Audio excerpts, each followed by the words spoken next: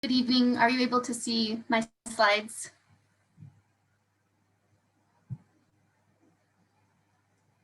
Yes, okay. Welcome and thank you for joining us tonight. I'm Angie Anderson, President and CEO of the Glenwood Springs Chamber Resort Association. I'm here to talk about a local, nonpartisan grassroots effort called United to Stop the Spread. I'm speaking on behalf of our partners for this effort, including Western Garfield County Chamber of Commerce, the town of Silt, the town of Newcastle, the city of Glenwood Springs, town of Carbondale, Carbondale Chamber of Commerce, Garfield County, as well as numerous businesses and organizations across the county. United to Stop the Spread is a countywide initiative aimed at stopping the spread of COVID-19 to keep our valleys safe, healthy, and open. The campaign goals: this is a widespread campaign throughout the county, as I said, supported by chambers of commerce, municipalities, and embraced by the business community. And in fact, it came from the business community, the original idea. It's embraced by locals and everyday people just like you and me that are dealing with the challenges of the pandemic. The campaign is one voice, one powerful message of people talking to people. The overarching goal, of course, is to decrease the cases of COVID-19 so that our businesses can stay open, our schools can stay open, and our families can be healthy and thrive. The entire campaign is bilingual and available in both Spanish and English. All politics aside, we have to work together. This is just an example of the logo showing that it's in both Spanish and English. Very bold, bright colors. You hopefully have seen banners around the various communities within Garfield County. And again, the message is united for our businesses, united for our families, united for our schools. The overarching message, again, is very similar to what we've been hearing throughout the pandemic. And it's really about showing personal responsibility and taking the critical public health recommendations very seriously and encouraging friends, neighbors, and families to do the same. These are messages, again, that we've been hearing throughout the pandemic: limit in-person gatherings, wear a mask, wash your hands, keep your distance, and stay home if you are sick. The difference with this campaign is that it's local. It's people that we know in our communities, people that we trust. It's me talking to you, your friend talking to a friend talking to a friend, a neighbor talking to a neighbor, colleague talking to a colleague. It's the same messages, but it's in our own local communities with our own voices. This is just an example of the YouTube channel. We've got several videos of various people within the community, again, speaking in their own voice, those same messages, but it's coming from their hearts. So we have business owners, we have the Garfield County Sheriff, we have nurses, a variety of other people that you can listen to and watch these videos on the YouTube channel, and they're also available on our website and Facebook pages. The general campaign elements, as I mentioned, hopefully you've seen the banners in the communities within Garfield County. There's flyers that are hung on businesses, the videos that are available on YouTube. You'll start to see more digital, if you haven't already, some digital ads and display both in the Glenwood Springs Post-Independent, Google ads, and so forth. Radio ads are on a variety of stations throughout the area, and a fairly new website with downloadable materials that anybody is welcome to use in their businesses. The website is just unitedtostopthespread.com. We also have a Facebook page if you're interested in joining and following that page, where you can get the most up-to-date information.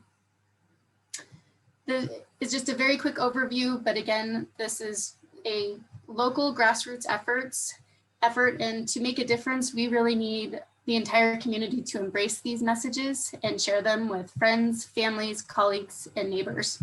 This is a very critical time, but together we can do this. United for our businesses, united for our schools, united for our families, united to stop the spread. Thank you and have a great evening.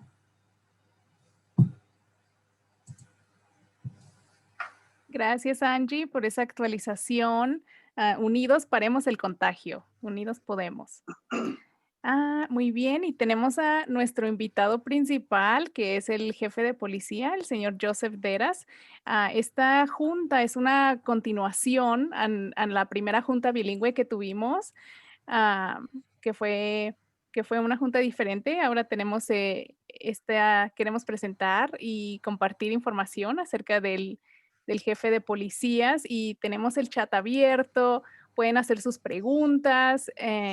Queremos acercarnos a la comunidad, tener la puerta abierta con nuestra comunidad latina aquí en el condado de Garfield, en la ciudad de Glenwood Springs.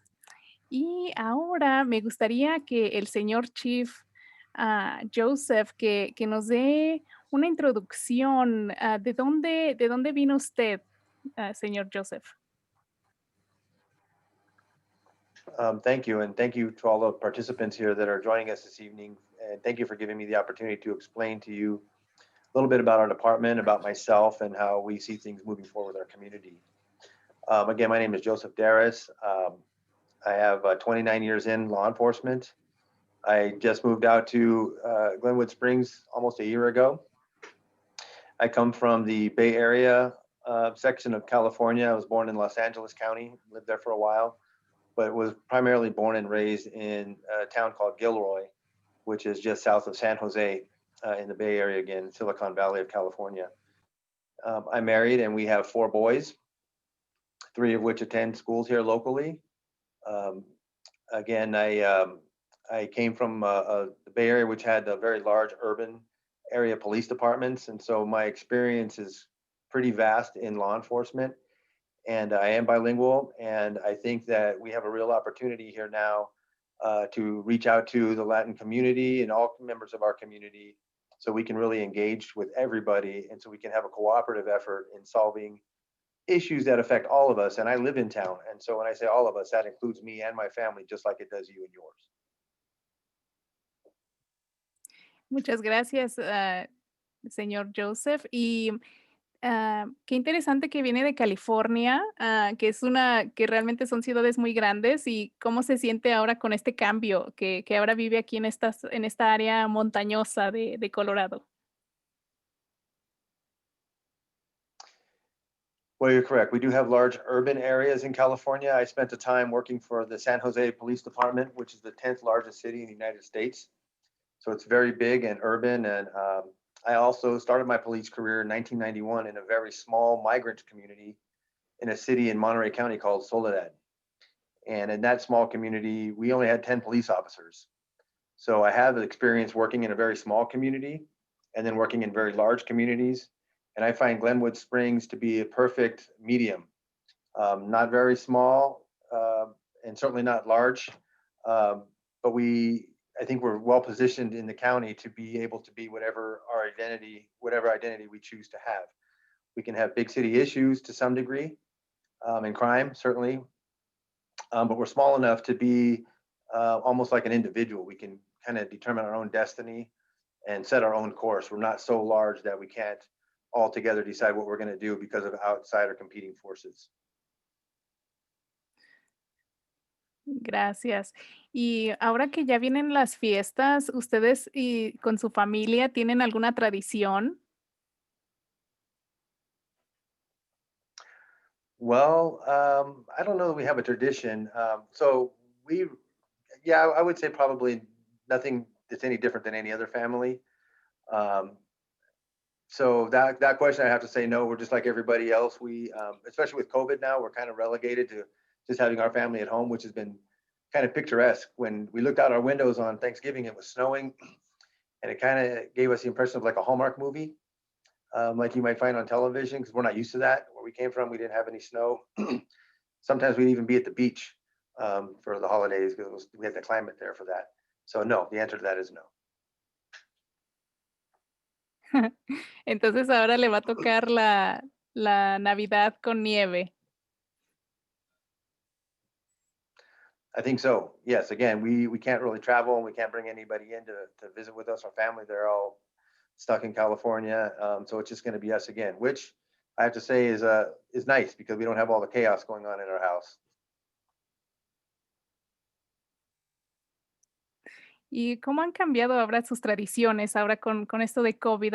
¿Normalmente acostumbra a viajar y pasar las fiestas en California con su familia? Normally, we're at home in California, and we would travel in different parts of the state to go visit our family. More recently, they would come to see us. There had been a couple of years where we had some of the relatives come over and we would have tamale making gatherings. And so we'd have, aunts or grandmothers or whatever on my wife's side come over and we would, and that happened occasionally. We'd make tamales, but now again, we can't visit our parents. My wife and I, both of our parents are out in California, and unfortunately, we won't be able to visit with them. So using technology through FaceTime or other means is the only way we'll be able to enjoy that, just like everybody else. Sí, definitivamente que todo por ahora está pausado, estamos, teniendo más tiempo enfrente de las Yes, that's right. pantallas. Yes. Y ahora me gustaría continuar platicando acerca de cuál es su filosofía cuando se trata de la seguridad de la comunidad. ¿Cuáles son sus prioridades? Well, my number one priority is obviously in this industry is the protection of life and property in that order. But as Glenwood Springs does not really have a historical issue with crime, particularly violent crime, it's our priority as an organization to be inclusive and be out in the community. And I really want people to kind of pivot where they've been to where we are now so that they feel like, particularly the Latin community, so that they have advocates here within the police department. And I'm not suggesting that they haven't had, but I think we're in a position now with the amount of bilingual officers that we have within the organization, the cultural sensitivity that the officers have about them. I think that I will really want to engage this community, particularly the non-English speaking community, to invite them to be more part of our programs that we have in the police department and within city government. And so it's important for me to share with them that they certainly are welcome here and they have nothing to be afraid of within city government or particularly with the police department.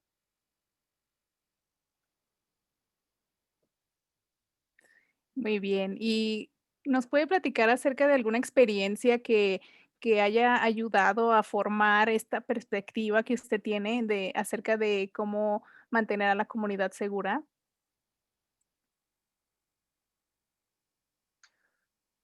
Yeah, I'll take politics out of it for this conversation, irrespective of whatever the laws might be or challenges that people have as residents of our community. Again, I told you I came from a small migrant community in the city of Soledad. Gilroy's not much different from that. And certainly in the city of San Jose, there's a lot of diversity there. So I've been exposed to that my entire career. And I think that everybody should feel like they have a place in our community, and everybody that wants to contribute positively to our successes are going to be welcome here. Those who choose not to be a part of that solution are going to be asking for particular attention from law enforcement, just like anybody, an American-born citizen would. So as everybody contributes to the successes of our community and their families, we're here to support them in that regard.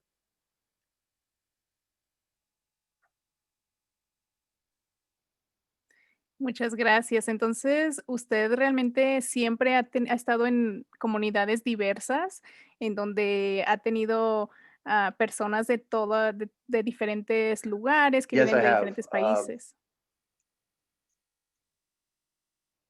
Yes, of course, when I was a young boy living in Los Angeles, everybody knows how diverse that area is. And then moving to the Bay Area, particularly in the communities I mentioned, have large populations of Latinos. And then when I worked the east side of San Jose, we had Latinos and Vietnamese immigrants. So yes, I have quite a bit of experience working with a variety of different types of cultures and community members. Qué bien. Y tenemos una pregunta en el chat, nos pregunta Axel que si usted habla español. Yes, I do. Certainly not as good as a native speaker, but yes, I am bilingual. One of the communities I worked in before, we were paid for being bilingual officers, and so we had to take a test, and we had to be proficient enough to be certified by the city, and then be able to go into courtrooms and talk about our understanding of the culture, not just the ability to communicate with folks, but to understand the culture and the idiosyncrasies of different languages and cultures. My wife is Hispanic. Have raised our boys in a bicultural home.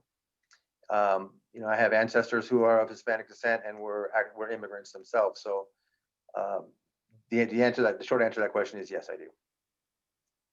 Although I could always be better. Gracias, y pienso que aquí va a tener mucha oportunidad de practicar su español. In this the short year that I've been here, we've had many opportunities to do that. So yeah, I welcome that certainly.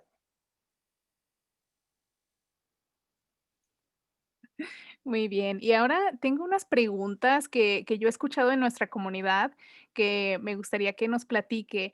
Por ejemplo, ¿es Glenwood Springs una ciudad santuario? No, it is not. ¿Y qué quiere decir ser una ciudad santuario?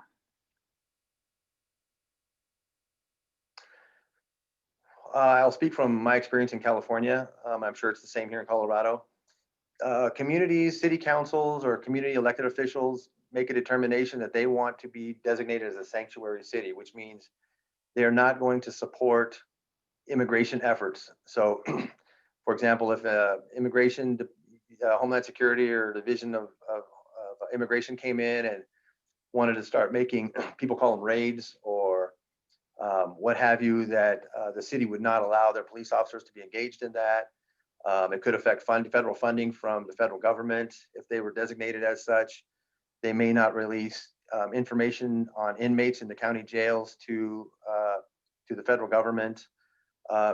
There's a lot of things that are involved when a community declares themselves as a sanctuary city. So there's impacts when you do that. However, that doesn't mean that just because we are not designated officially as a sanctuary city, that we're going to do a number of things. For example, we don't engage in ICE enforcement or immigration enforcement. That's a federal responsibility. So federal authorities came into Glenwood Springs, and since I've been here, I'm not aware that they have done this. And they wanted to go and start checking facilities, companies for people that they suspect are in the United States illegally or unlawfully, that we would go and help them. Or we would call immigration and say, hey, there's a couple of guys that are working over here or working over there who we think are illegal or unlawfully in the country or undocumented. Come arrest them. Those are not practices that we engage in. That's beyond our responsibility. Our responsibility is to protect the community of Glenwood Springs. Federal law enforcement is somebody else's responsibility, and that's just beyond the scope of something that we would want to get engaged in.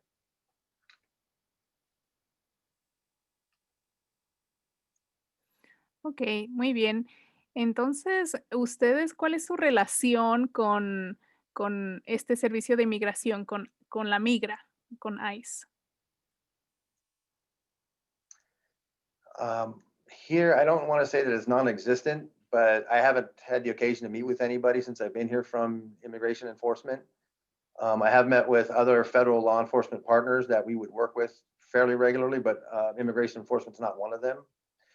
So I don't know that it's not existent, but I can tell you if they called us because they needed help, they're getting assaulted, they're at some location where they're being assaulted or their safety's in jeopardy, then we're absolutely going to respond to that and provide them some safety with whatever resources we have. But as far as a relationship with us telling them who we may have arrested, who we suspect is here without proper authorization, or any local businesses where we think are employing undocumented persons, that's not anything that we have done, nor would I expect us to be involved in something like that moving forward. Gracias. Y ahora tenemos una pregunta en el chat que nos dice, ahora con los mandatos que vienen acerca de las vidas negras importan, ¿cuáles son algunos de los cambios que usted ha hecho al departamento para tener y apoyar equidad y tener entrenamientos de información de cultura y todo esto?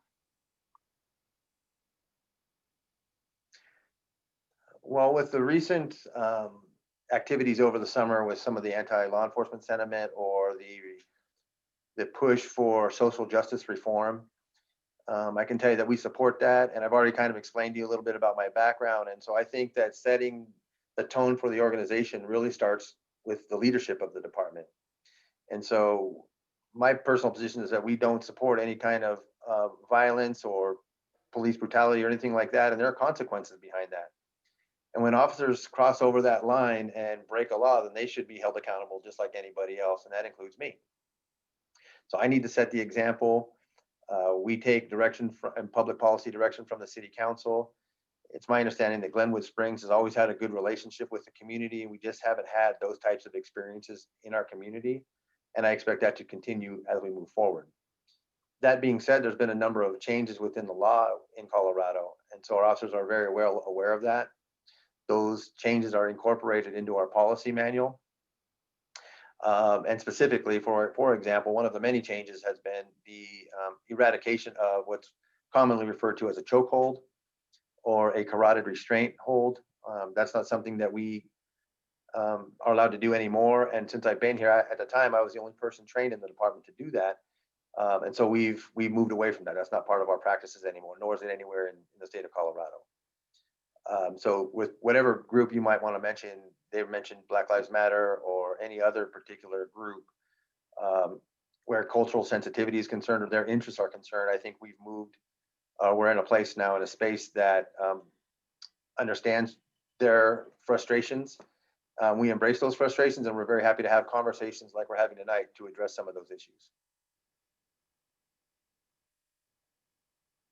Entonces, lo que usted recomienda es que la gente se exprese de manera pacífica, que también ellos no hagan ninguna violencia, pues, y ustedes tampoco van a responder con violencia. Yes, and we have had a couple of instances here where small gatherings have come into Glenwood Springs or gathered in Glenwood Springs to express their opinions, and that's constitutionally protected activities. So irrespective of the type of group it is or whoever, they have constitutional protections that we will respect. And there's no need for us to respond with any kind of violence. In fact, we haven't even responded to those gatherings because there was no need for law enforcement presence. They have a right to protest peacefully, and we certainly respect that. Everybody has a right to their own opinion, but they shouldn't expect to see a police presence at some gatherings like that, as long as they work with us or respect that we also have a job to do and keep the motoring public safe or the pedestrian traffic safe, but provide them an area where they can express their opinions in a peaceful manner.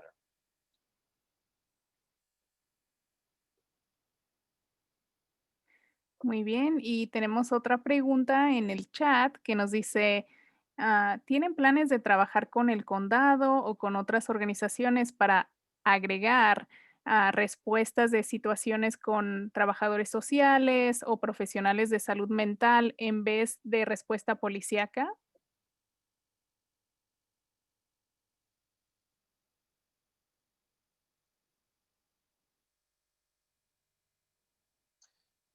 Well, that's a kind of a two-part question. So let me just explain kind of where we are with that. We do have services here in Garfield County. Matter of fact, the city of Glenwood Springs provides them with office space in our police department where they are clinicians or they are certified to work with people in mental health crisis. That should reduce or negate conflicts between the police, who are, we're really not the subject matter experts in that area. We can rely on them as a resource to help us navigate whatever that situation might be. And so for the patient or the person that's in a mental health crisis, we can refer them to these services, and largely they're grant funded. And so they respond 24 hours a day for whatever it might be for any law enforcement agency within Garfield County. I don't know that we're going to replace the police response. I think that we have a better awareness of the potential for issues when we're dealing with people in mental health crisis. The conflict becomes, are there enough people really to serve that population in our area? And I think the answer to that is no. We do have a large well, I guess we do have a population of homeless individuals in our community. I wouldn't call it large by way of other communities, but the presence that we do have here, in many cases, those folks are refusing the type of services that we want to offer them or provide them. They're choosing that lifestyle, and oftentimes that can cross the line and get into criminal behavior, even though it might be minor. That's where the police have to become involved. And again, I don't think the criminal justice system is really set up appropriately to deal with some of those things, but that's the system that we have. And to the extent that we can, we want to get them out of that environment and into a place where they can be flourishing or be, again, productive members of our community.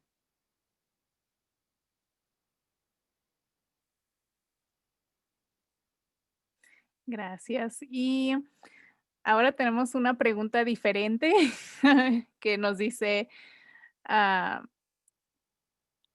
déjenme ver, ¿cuál ha sido su estilo de lidiar con situaciones donde los negocios no están cumpliendo con los protocolos de COVID-19?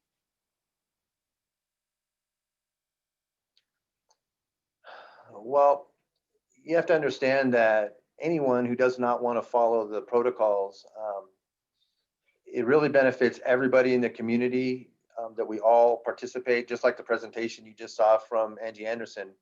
We're all in this together. And so we ask that everybody in the community, businesses, residents, visitors, whoever, complies with the recommendations or the mandates imposed by either the state, the county, or the city of Glenwood Springs. Specifically with the businesses in town, in particular, there's been a little bit of conversation about what is actually required of them. We are complaint driven. And by that, I mean, when we receive a complaint about a particular business not in compliance with the regulations, we will go and visit them and educate them about what they're supposed to be doing and some of the implications if they choose not to follow those regulations.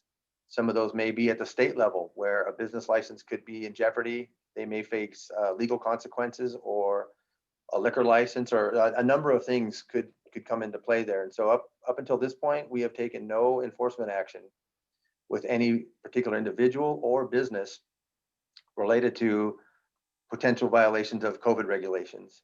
We're asking that they comply, and so far we've been pretty successful in that regard. And it applies to all businesses, irrespective of the nature of that business.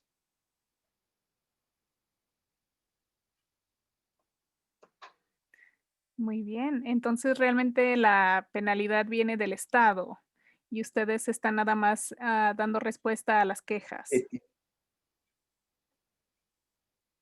Right. So we're not out on patrol looking for businesses that we think are not in compliance. We have plenty of other things to do.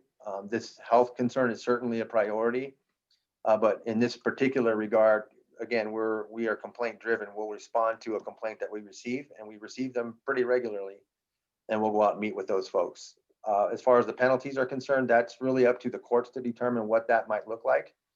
Or the state might have administrative or civil penalties, but I can't speak to that because, again, that's a responsibility of the state of Colorado.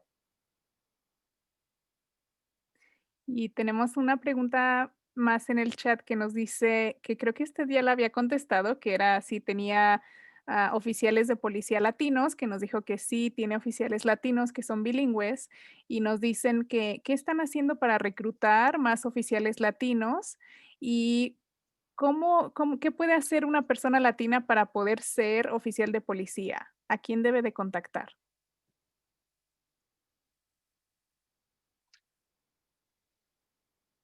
Sure. I think I got most of that. You're kind of fading in and out there. So yes, we do have a number of police officers that are Latino and or bilingual. Matter of fact, just this week, we just started 2 more male officers who are both fluent native Spanish speakers, in addition to the ones that we already have here. I would say if somebody wants to become a police officer for the city of Glenwood Springs, they can reach out to us with a phone call. They can go on the online and look at some of the things we have there. They can come in and consider going on a police ride-along and spend some time with an officer in the car and see what we do every day and ask all the questions they want. and see what it's really like. And it's very different from what you would see on television in a show like Cops or something like that. Then they have a realistic understanding of what a day in the life of a police officer might be like. They have other options of putting themselves through the police academy at CMC or any other academies in the area. And we would supplement the cost of that if they were hired by us at the end of the academy, or they can apply to us, make an actual application, and then they go through the background process. If they're selected, then we send them to that academy and we pay for their tuition, their training, and everything while they're in the academy, so they're employees of the city. So they really have two roads to choose from: either go on their own or we can send them. And if they're not really at that level yet, they just want to explore what it's like, then I would encourage them to be, again, come participate in the ride-alongs. And then hopefully in this conversation, we can talk a little bit more about what the Community Police Academy program we're going to host is going to look like. And that's another rich source of information and really gets into detail about what the officers do in the different departments or different divisions within the police department, how we do things and why we do things the way that we do. Y pienso que ahorita es un buen momento para que nos explique más acerca de la Academia de Policías de la comunidad que usted está, que le gustaría implementar para la ciudad de Glenwood Springs. Entonces, ¿nos podría explicar un poquito más acerca de su plan de esta academia comunitaria? Yes, and this is probably our flagship program, and I'm very excited about this. Essentially, what that looks like is 12 or 13 weeks, one night a week. So let's say Wednesday night from 6 to 9 p.m. Participants come to the police department, and each week we would feature something different about the police department. For example, one week we might be talking about crime scene investigation. So the detectives would come in, and for those 3 hours, they would provide information, photographs, videos, and even set up a scenario which might look like a crime scene. And we can go through and show you how we collect DNA or fingerprints, or how we're able to solve crimes through forensic resources, and what the detectives actually do day to day. The next week, it might be, with our canine team. And so the canine officer would come in and explain how the dogs work, how they're trained, how they're brought up, what kind of work they do. And then we can expose the participants, those that want to, they can come up and actually see the dog run and find a bad guy or hide in a building, and they can find that person. And we can explain all the behaviors of the dog. The next week, it might be out at the shooting range, and we go through what the officers have to do, how they have to pass the tests, how often they do it. And then if people wanted to, they could manipulate the weapons at the firing range, and we can show them how they do that, and they can shoot those guns if they chose to do that. We have a force option simulator that we just took delivery of.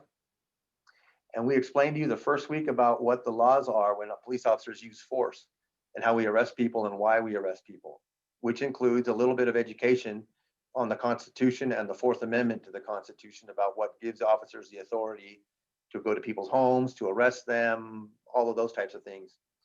Once you have that education, then we put you in this room with basically like a large video screen and the police officer's equipment. And you are in those scenarios, and you have to make very, very quick decisions about when you're going to use force on somebody or not. And if you choose not to, would you end up getting yourself in a situation where you're going to get hurt? And then it's real life, because people are yelling at you like, "What's your badge number?" Or "I'm videotaping you, get off my husband," or "Leave my friend alone." And all these things are happening to you. And then people get a real life understanding of what those kind of situations are like and why officers have to make decisions in split seconds. So over those 12 weeks, you're exposed to a variety of activities and job functions of the police department. So when you leave here, we want you to be, number one, an ambassador for the police department, and not be afraid of us, and understand we're regular people just like you, and we shop at the same stores that you do, and we have the same safety concerns that everybody here in Glenwood Springs might have. And then you have a better understanding about why we do things. And when you see something on the news, maybe people won't be so quick to judge us without having all of the facts. So I think a better educated community helps us with our law enforcement mission overall. I would like to add that those can be, my vision for that is that it's either going to be, maybe the first one will start off with English, and then moving forward, it'll be all Spanish, the next session that we would have. And then maybe the following session would be bilingual. I've been involved in all three of those environments, and they're all very, very beneficial to whatever the audience may be. And again, through that application process, at no time in there do we ask about immigration status or, you need to provide documents to us to prove that you're here legally or lawfully so you can participate in the program. That's not our interest. Our interest is that we're able to educate people who reside in our community and have the tools that they need to access not only the police department, but city government overall. ¿Y para cuándo piensa que las personas pueden empezar a aplicar para este programa o cuándo piensa lanzar su programa? I wanted to launch it in the spring, but then of course COVID is upon us, so that put that off. I would like to do that again in the coming spring, in the next 4 or 5 months, but that's largely dependent on where we are with this situation with the virus. Should the spring not work out, then I would suggest or start looking at the fall pretty seriously. And you'll see advertisements for that either on our Facebook page or through the city website, or ads on the radio, or it'll be available. People will know that we're going to start that program. Thing to keep in mind, though, it's limited in space because we don't have a lot of room. We can only accommodate about 30 students or 30 participants. And those participants typically need to be over 18 years old, just because of the type of things that they're going to be involved in. Pienso que va a ser un programa con mucho éxito y la comunidad va a estar feliz de poder aprender más acerca de lo que ustedes hacen y cuáles son sus procesos. Pienso que es algo que necesitamos, estar más unidos, saber más acerca de cómo se toman estas decisiones. Y tenemos un mensaje de Facebook que nos dice que sería bueno que el departamento de policía fuera a negocios locales y que se tomaran fotos con los dueños para poner en su página de Facebook, que es como alcance a la comunidad. I agree. That is a fantastic idea. And for me personally, I've talked about, and I've met many of the business stakeholders or business owners here in our community since I've been here. But again, with COVID, we've been a little bit more restricted about doing that outreach. And with the amount of officers that we have and how busy they are, that's been a little bit of a challenge, but certainly on my list of things to do here, particularly as a new community member and the chief, is to go out into the community and meet with those folks. And if they want to take photographs or have conversations, I'm certainly happy to do that.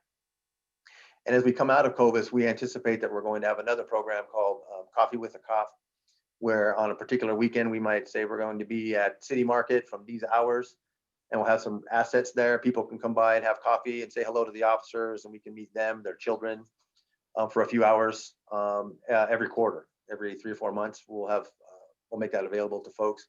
But I do agree that meeting the people and giving them the opportunity to meet with me is beneficial for everybody. Gracias. Y nos dice también Axel Contreras que los micrófonos de la nueva Mix están abiertos para que platique de este programa y poder invitar a la comunidad latina. I'm sorry, can you repeat that, please?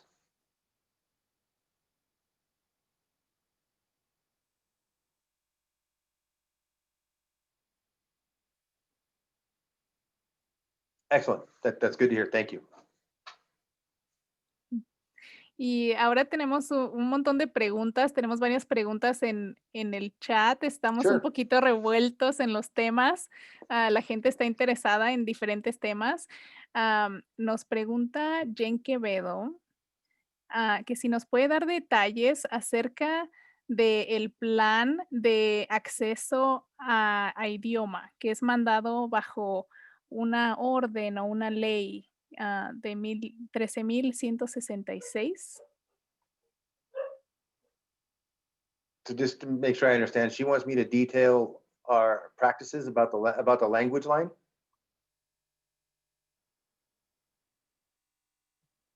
If you know. Parece que es acceso al plan, plan de acceso al lenguaje del Departamento de Policía de Glenwood Springs.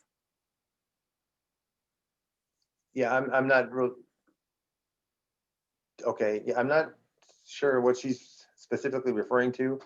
If she's asking about the accessibility for language line or interpreters or other kind of access to us, we do have those services which we pay for, and they are available to residents and or our officers who are in the field who are not bilingual or who do not have command of any particular language.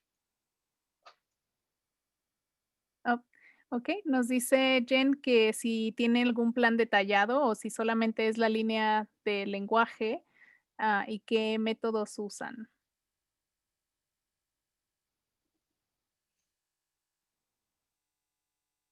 Well, I would suggest that we go to great lengths to hire minority officers and bilingual officers, particularly in the Spanish language, so that we do have the ability to reach folks who do not have command of the English language.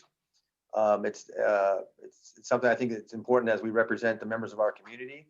The city does expend a great amount of money and outreach in our efforts to recruit those types of officers with those skills.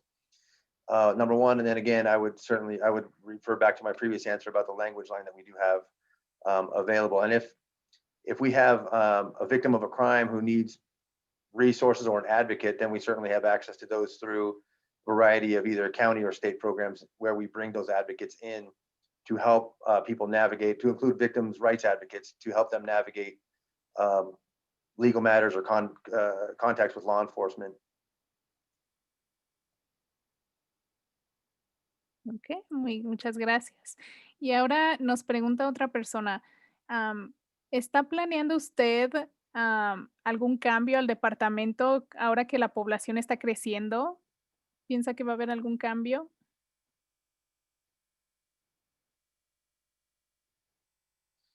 I do think we will make some changes.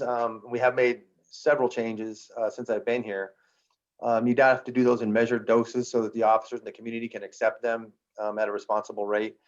I think moving forward, as the community grows, certainly we need the department and its assets to grow to respond to the complaints or the concerns of the community. I do think that on the horizon, traffic enforcement is something that we certainly want to pay attention to, or traffic education, where we have dedicated officers to that detail. You probably know that we have school resource officers in place, or a school resource officer in place, which I want to continue. And as the expectations of the community or society change from narcotic enforcement or the consequences behind drug-related violations are concerned, I need to constantly evaluate if we are properly deploying our resources, whether in the narcotic enforcement, for example, specifically. Is that something that we want to continue to maintain because the expectations of society are starting to evolve? Or do we need to redirect our resources in another direction where community demand requires that, or legislation requires that, or whatever? Some of the things which you probably aren't referring to, but I'll share with you, are some of our crisis intervention training that our officers will be going through. And we kind of touched on it earlier about mental health issues, to have our officers certified to be crisis intervention, have that training available to them, and less lethal means to arrest people who are challenging the police with physical violence. So as a matter of fact, just last night, we are evaluating another device that we will be bringing online where it minimizes the exposure to somebody from being seriously injured, or a situation we can deal with immediately so it doesn't escalate to a point where an officer needs to use a greater level of force, where people can get seriously injured or killed because of their behavior. So we're trying to do things at a lower level rather than bring things up to a higher level where there's life or death consequences behind those decisions. We've implemented an entirely new policy manual within the police department, which dictates how the officers either investigate crimes, how they behave, how they respond to calls for service, or what have you. So again, as community expectations dictate, then we're well positioned to respond and pivot toward those demands of our community. Y yo tengo una pregunta personal. Quiero preguntarle, ¿cuál es el delito más común aquí en Glenwood Springs?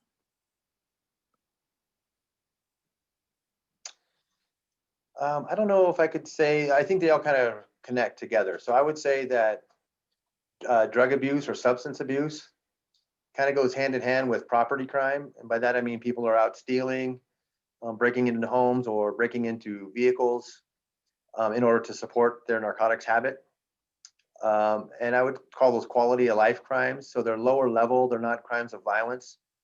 And if you're a victim of a crime, I personally had my home burglarized in the past, so I know what that feels like and how traumatic that can be.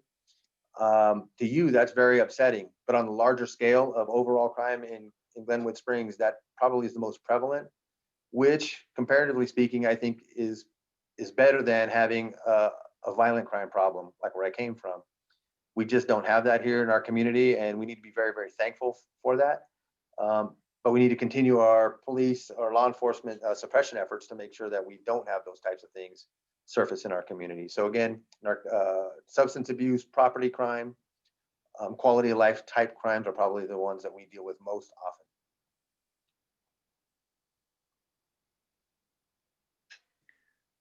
Qué difícil. Y tenemos dos preguntas más en el chat. Mary Beth creo que llegó un poquito tarde.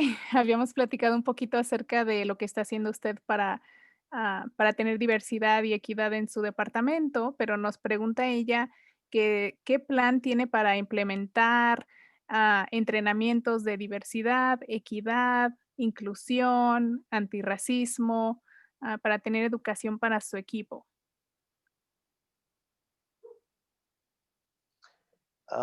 Yeah, I would, yeah, I don't want to, I already kind of answered that question earlier and it's a lengthy response. So I would just say that we have processes in place to address that, make sure our officers are competent and practicing societal norms, and those of the legislature. They do have training and they have recurring training for topics such as this, to include implicit and bias and racial bias and cultural sensitivity training.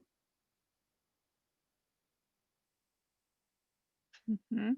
Y también nos comentó que tiene empleados que son bilingües, biculturales, que están trabajando en su equipo. Y tenemos otra pregunta de Yes. Mary Bowling que nos dice, ¿qué cambios usted sugeriría al sistema de justicia de los menores?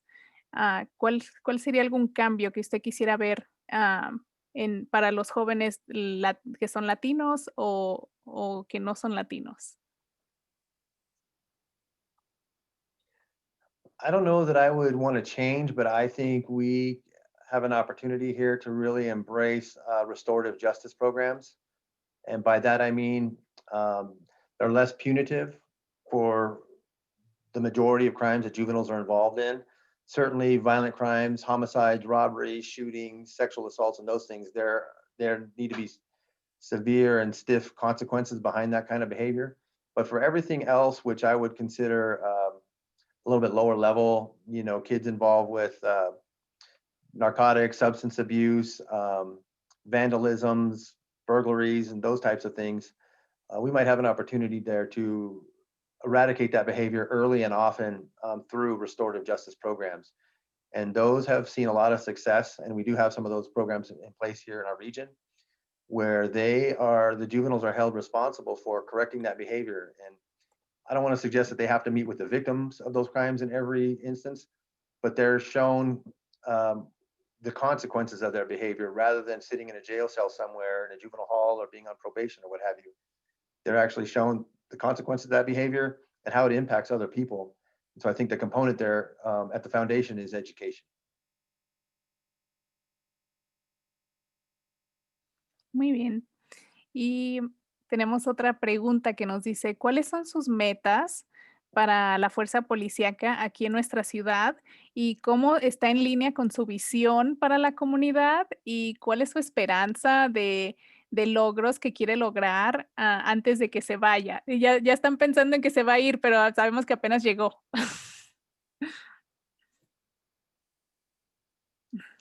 Yeah, I don't really plan on leaving. I don't plan on leaving anytime soon unless forces above me have other ideas. But I certainly plan on being here for a while, for the long term. I mentioned earlier, my family and I live here, and we're invested in this community. And so I didn't just come here for a job, and then I live in some other community to collect a paycheck and go live and get myself involved in activities in another city. We're here, and we're part of the community. So to answer your question specifically, I think goals of the department are continued outreach, just like we're doing tonight. And once COVID goes away, hopefully we can have these meetings in public where I can be there and answer questions or be part of a variety of different groups where people have access to not only me, but to other officers in the department who are probably better looking and more interesting than me. Where they can ask questions about what we do and how we do things. Ask that the community get involved with what we're doing, particularly in that the community police academy, because that's probably the best way they're going to see everything that we do. And be willing to come down here and talk to us about things that are going on within their neighborhood or concerns they have in their children's schools, whatever that might be. And to the extent that we can help them, we certainly will, even if it's not necessarily a crime. I don't want to just send them down the road and give them a phone number or some service. We need to try to help facilitate them getting connected with these different services that might be able to help them if we're unable to. So education is important. I think we do have a very robust and educated workforce within Glenwood Springs Police Department. For an agency, a police department our size, I'm very pleased with the amount of staff that we have here who hold at least a bachelor's degree. That hasn't been the experience I've seen in my career with this at the size that we are anyway. So I'm happy about that. And I'm encouraging people as they come into our department. The demands of society continue to increase on an intelligent and experienced workforce, that our officers continue with their education. And as they want to promote up through the organization, they're going to have to meet certain benchmarks in order to be proficient and be in a position, a supervisory position, to supervise our field level, our line level officers. Ujú. Y tenemos una pregunta de seguimiento acerca del acceso al lenguaje. Nos dice Jen que cómo resuelven la traducción de documentos del español al inglés. Si los mismos oficiales lo hacen, si tienen algún entrenamiento para traducir y que no son imparciales. I don't know that we have the occasion where we need to translate documents from one language to another very often. Very, very rarely, in my experience, has that presented itself. I think if somebody has some documents that are in a foreign language, well, we'll say Spanish, another language, we usually have somebody available that is, and so when I talk about bilingual officers and culturally, officers who are culturally aware, I'm talking about officers who can read, speak, and write the language. I think all of our officers here who are bilingual can do all of those things. But those occasions are very, very rare. If it was something that took a longer time, we have interpreters available or other officers or other people on our team that can do that. But I just can't think of an occasion where that would be necessary. If there was, for example, custody orders from the court, those are going to be in English. And if they're from a foreign country, that's something that we would not get involved with. We would only be honoring local jurisdiction court orders, and those are always going to be in the English language. If somebody had something that they wanted to show us that was in Spanish, if that particular officer is unable to go through that, then we would have to rely on either another officer or a family member of that person or what have you. But we just haven't really been challenged with that to the point where it'd be a problem. Ujú. Muy bien, pues quiero darle muchas gracias al señor Joseph Deras. Ojalá que esta no sea la última conversación que tenemos. Pienso que es una persona muy agradable y tiene una visión clara de lo que quiere para la ciudad. Y me da mucho gusto que tengamos a alguien que tiene tanta experiencia con nuestra comunidad latina, con una comunidad diversa. Y estoy muy emocionada de ver qué pasa con su academia policíaca. También a mí me encantaría visitarlo en alguna de estas ocasiones que nos dice acerca de las armas, de los perros. Se escucha muy interesante. Entonces, pienso que si a usted le gustaría dar algunas palabras para cerrar, y al final vamos a escuchar una actualización de Brisa Chávez de Salud Pública del Condado acerca de las vacunas. Sure. Well, thank you to everybody for taking time out of your evening to meet with me or let me explain to you kind of how we are and what my philosophy is here for the police department. but I'm only one man, and I'm just lucky to sit in this chair as we speak here with the community's support and permission. I do think Glenwood Springs is very lucky and have been for many years with the talented police officers and civilian staff that you have here, looking out for your best interests at every opportunity. So it's been my pleasure to be here, and I'm very lucky to be here. And again, if people have questions, they're always free to call us or write into us or email us. They can be anonymous if they want, go to the city's webpage and send things in, or our Facebook page. But I do look forward to these programs, and I sincerely mean that people are welcome here. They don't need to be afraid of me or anybody on our team and within any department in the city here. We're certainly here to help however we can. So please take advantage of that. And thank you very much again for your attention, your nice compliments, and it's been my pleasure. Gracias. Y quiero dar una última oportunidad. Si alguien tiene alguna pregunta, por favor, pónganla en el chat mientras escuchamos la presentación de Brisa Chávez acerca de las vacunas. Y por favor, Brisa, platícanos tu información acerca de su campaña de vacunas. Sí, buenas tardes a todos. Más bien un recordatorio, va a haber una vacuna contra la influenza gratis este sábado, el 19 de diciembre, de 12 del día a 2 de la tarde en Newcastle, brindada por Salud Pública del Condado de Garfield y Castle Valley Children's Clinic, y es para cualquier persona de 6 meses de edad y mayores. La clínica de vacunación es de su auto, no se requiere cita, así que busca la carpa blanca ubicada en la plaza Castle Valley junto al City Market en Newcastle, y por favor use su tapabocas. Así que por favor corra la voz para que más personas se puedan poner la vacuna. Y también quería hablar un poquito sobre las pruebas de COVID gratis que se dieron los últimos 3 días. Fueron 398 personas a hacerse la prueba de COVID. Entonces, esperemos que vamos a tener más pruebas de COVID gratis para los últimos de este mes, para el 28 de diciembre. Entonces, revisen la página de Garfield County, de Garfield County, y también el Facebook de Garfield County Public Health, también para esa información.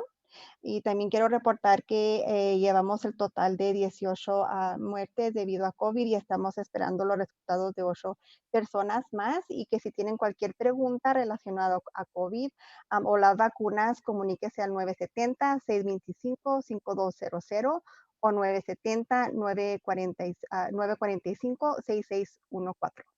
Gracias.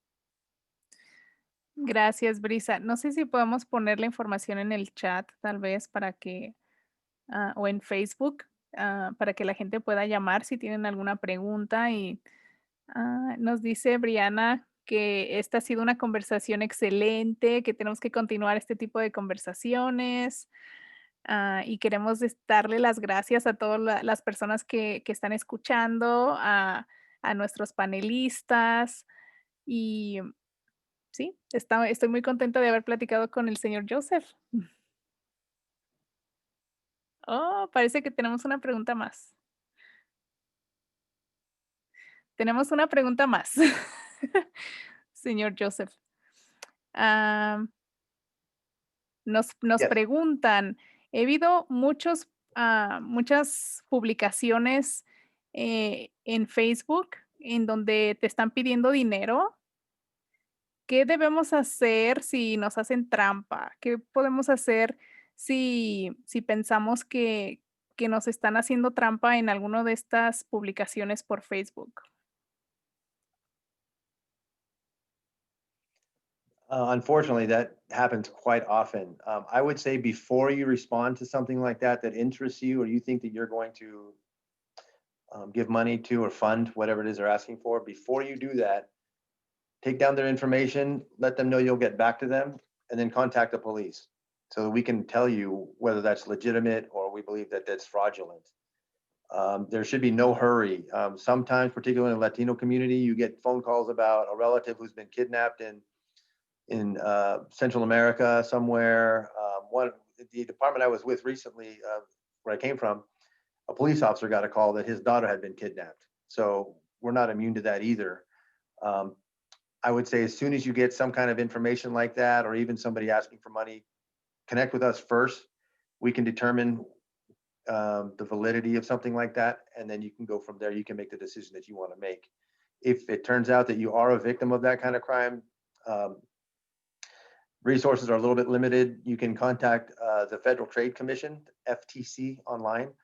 They have tips about that there and avenues for you, and certainly let us know, and then we'll take a crime report and investigate it to the extent that we can. But a lot of times these are international crime crews or organizations that are doing that, and so our reach to them is very, very limited. So again, contact us ahead of time, let us look at it, and then you can respond as appropriately as in a manner that you feel is appropriate. ¿Y qué podemos hacer si, por ejemplo, alguien hackea mi cuenta y manda este post fraudulento a mis amigos? O sea, pensando mis amigos que soy yo y ellos caen en esa trampa. I'm not really sure if you mean that they're saying bad things or saying things on the internet and it looks like it's you, but it's really not you, or are they stealing from you somehow? Sí, yo sé identity que theft. que te hackean la cuenta, entonces ellos están, publicando cosas como que eres tú, pero realmente, te hackearon, o sea, no eres tú, es alguien más que tiene control de tu cuenta.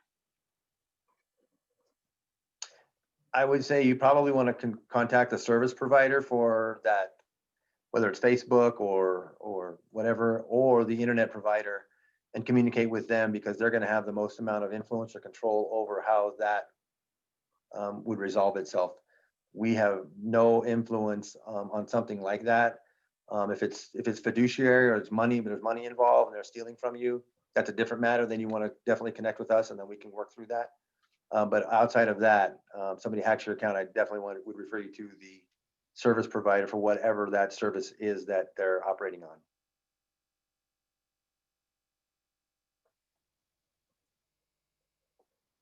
Muy bien, entonces creo que ya respondimos todas las preguntas y quiero darle muchas gracias a todas las personas que tenemos aquí.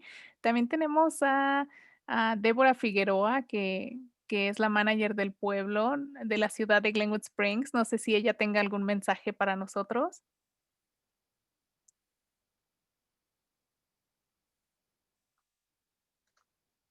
Just thank you all for joining us, and we hope to continue these into 2021 and going forward. So please join us again.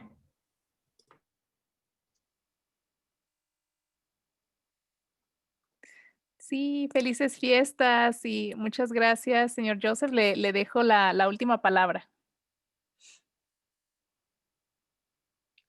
Again, thank you all for participating. This is very important, that we all can connect together and have these kinds of honest or open conversations. And even if it's not favorable to the police or we make a mistake, it's my job to understand where we made a mistake, own that mistake, and we'll move forward. But we can't do that if no one's willing to listen to me speak. And you certainly are welcome to come here, and we're happy to listen to everybody speak who has an interest in whatever the topic might be. So thank you all, and happy holidays to everybody as well. Stay healthy. Gracias. Hoy tenemos a Alex Sánchez, de Voces Unidas, que nos dice que muy buen trabajo a la ciudad de Glenwood, gracias al jefe de policía, y bienvenido al Valle de Roaring Fork. Thank you. It's been my pleasure. Gracias, que tengan buenas noches, tengan muy buena semana, felices fiestas. Gracias.